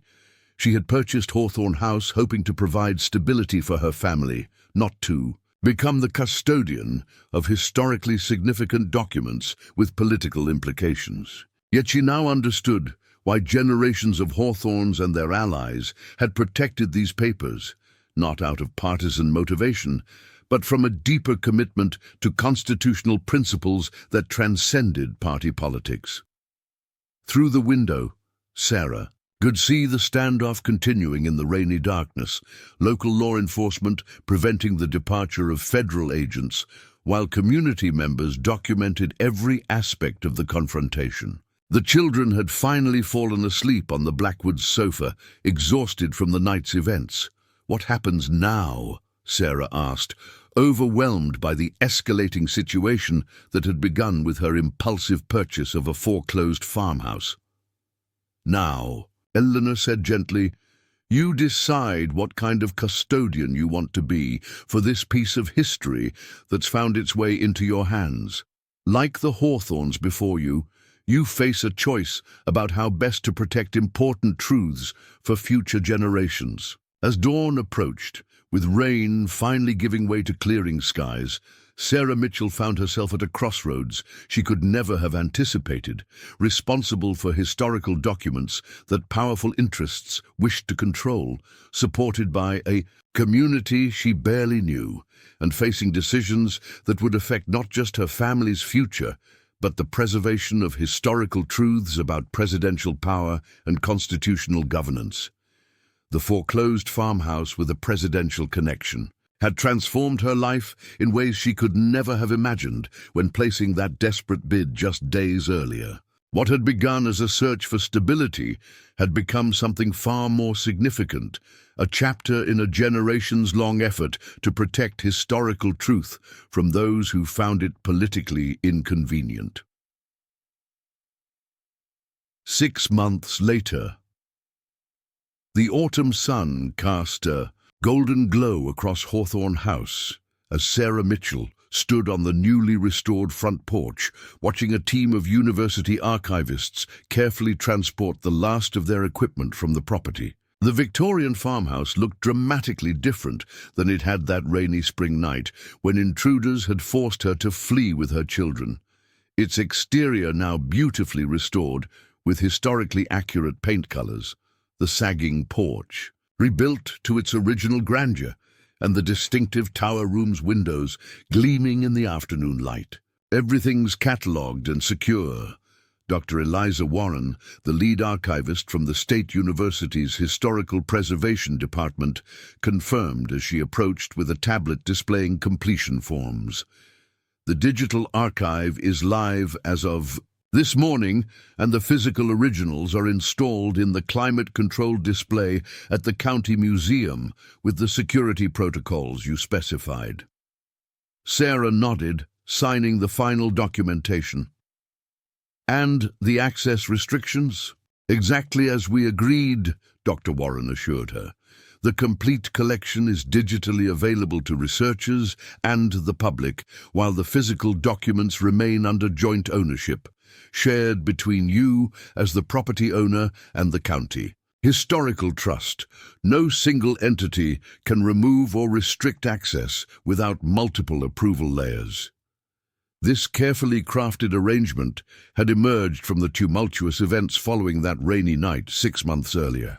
The standoff between local law enforcement and the government agents claiming national security concerns had ultimately been resolved through an unprecedented legal agreement, one that prioritized historical transparency while acknowledging the document's unique significance. "Mom! Mrs. Blackwood brought apple cider!" Liam called excitedly from the doorway, his voice echoing through the now renovated front hall. At 7.5, he had embraced their new life in Millfield with characteristic enthusiasm, proudly telling everyone how his family had saved important history. Inside, Hawthorne House hummed with activity as community members gathered to celebrate the completion of both the restoration project and the historical preservation initiative. The once dilapidated Victorian had been transformed into a showcase of historical architecture, while incorporating modern conveniences for the Mitchell family's comfort.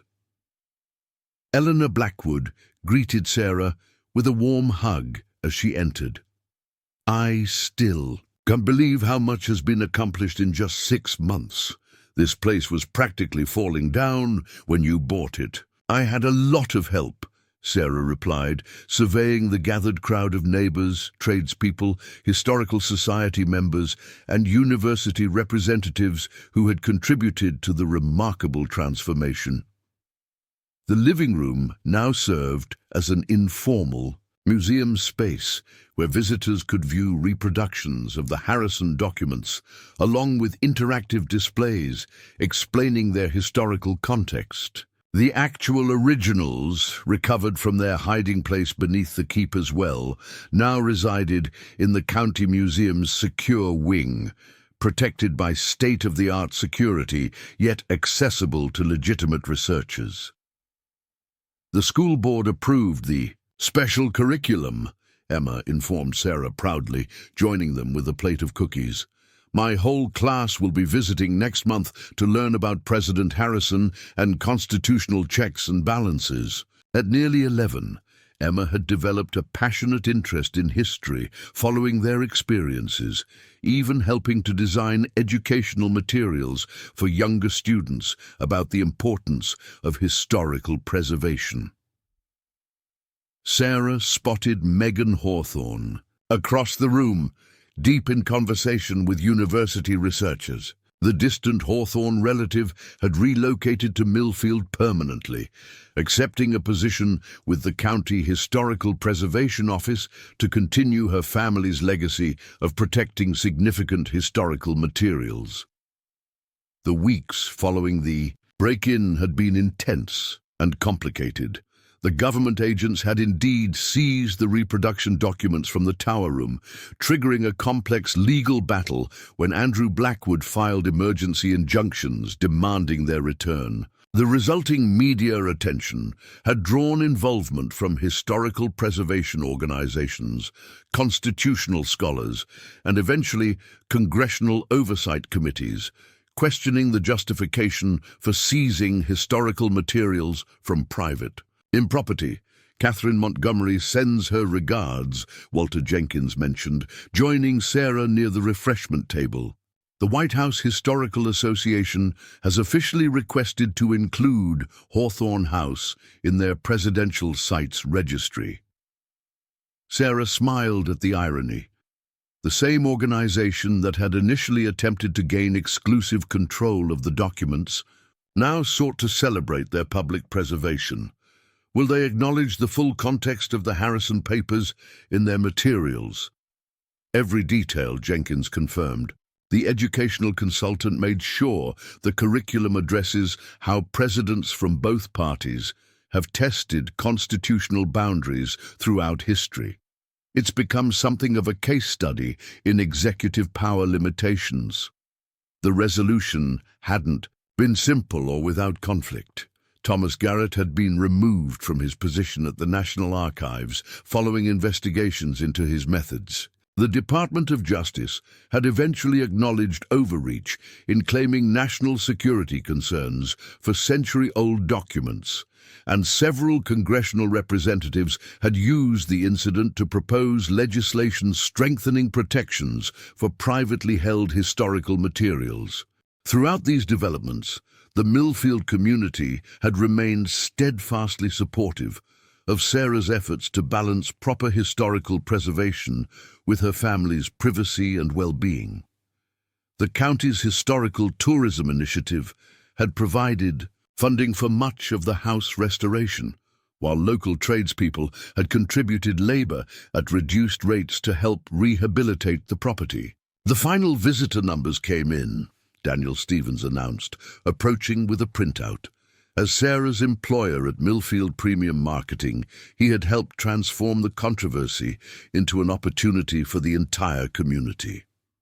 Hawthorne House has drawn over 15,000 visitors in just the first 4 months of limited tours. The economic impact on local businesses has been tremendous. What had begun as Sarah's desperate attempt to provide shelter for her children had evolved into a cornerstone of the community's economic revitalization. The presidential connection had drawn visitors from across the country, many staying in local accommodations and patronizing Millfield businesses that had previously struggled. Robert Blackwood raised his glass, calling for attention. "I'd like to propose a toast to Sarah Mitchell, who came to our community as a stranger seeking shelter and ended up preserving not just this magnificent house, but an essential piece of American historical understanding." As glasses were raised around the room, Sarah felt a profound sense of transformation. The foreclosed farmhouse that had represented her last financial gamble had become something she could never have anticipated, not just a home for her family, but a bridge between past and present, a catalyst for community renewal and a platform for historical truth.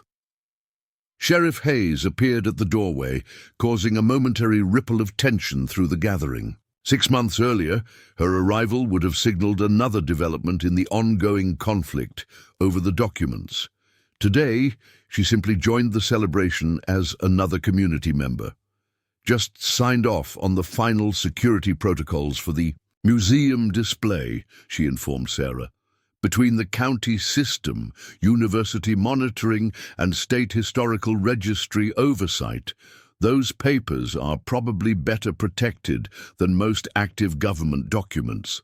The elaborate security measures might have seemed excessive for century-old papers to outsiders, but everyone in Millfield understood their significance. The Hawthorne-Harrison documents had survived generations precisely because people recognized that historical truth transcended partisan interests, that understanding how executive power operated beyond constitutional constraints mattered regardless of which political party held office.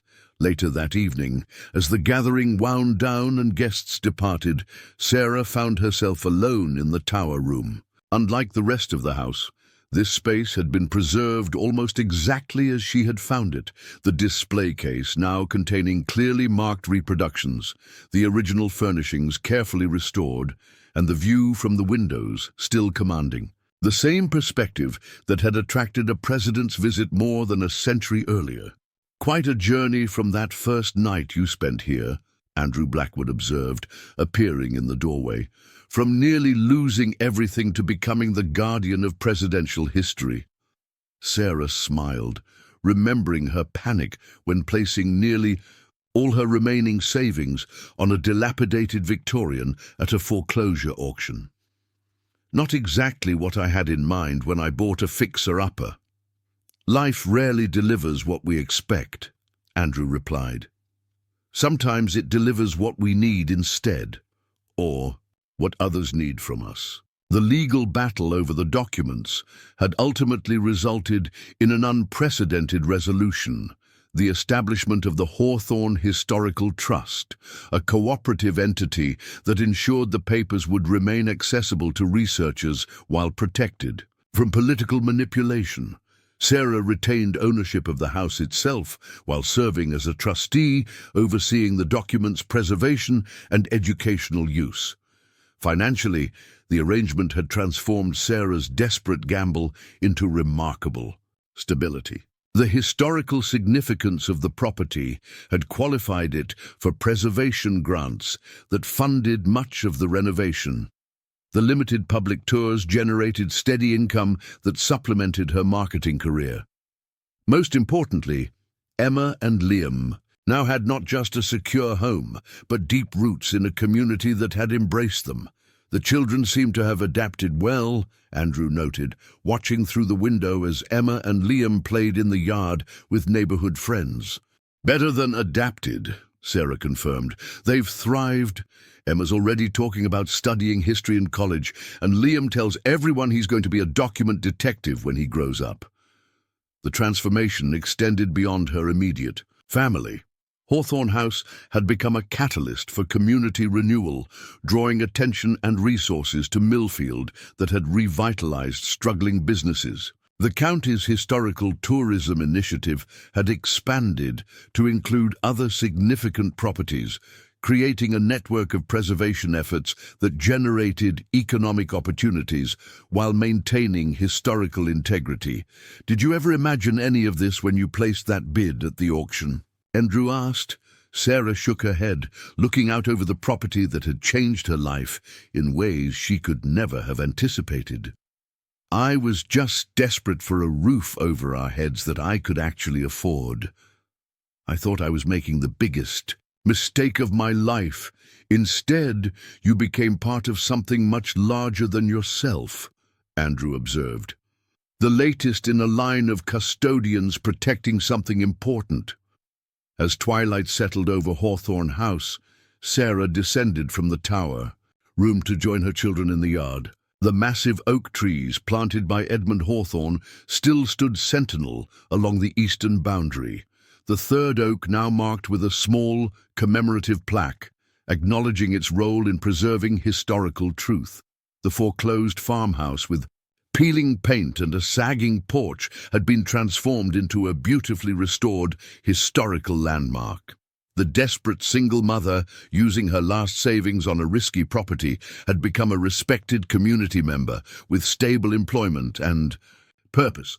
The sealed attic room with its mysterious presidential connection had evolved from a private discovery into a publicly accessible historical resource that educated thousands.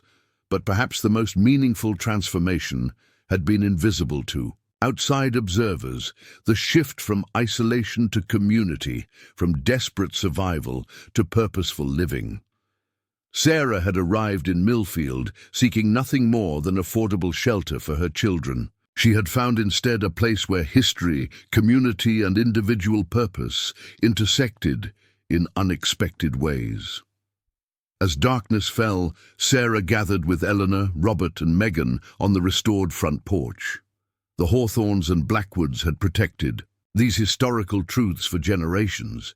Now that legacy had expanded to include the Mitchells and the broader Millfield community, forming an unbroken chain of custodianship that ensured important historical understanding would continue to illuminate constitutional principles for future generations.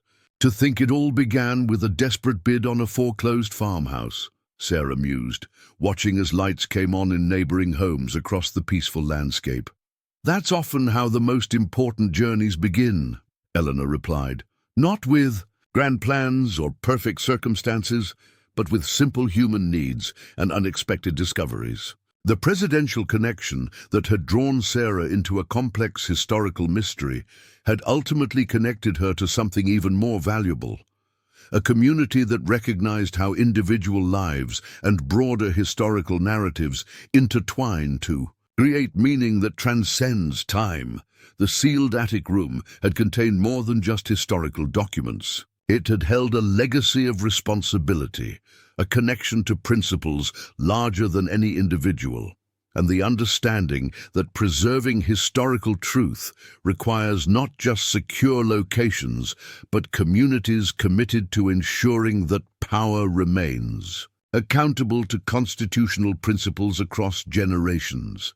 As Sarah Mitchell looked out over the property that had transformed from her last desperate option into the foundation of her family's future, she understood that the most valuable discovery hadn't been the presidential documents themselves, but the community that had formed around their preservation, a community that now included her family as integral members rather than desperate outsiders. The foreclosed farmhouse with a presidential secret had become a home in the deepest sense. Not just a physical shelter, but a place of belonging, purpose, and connection that would sustain her family far beyond the financial security it had ultimately provided. Up next, you've got two more standout stories right on your screen. If this one hit the mark, you won't want to pass these up. Just click and check them out. And don't forget to subscribe and turn on the notification bell so you don't miss any upload from us.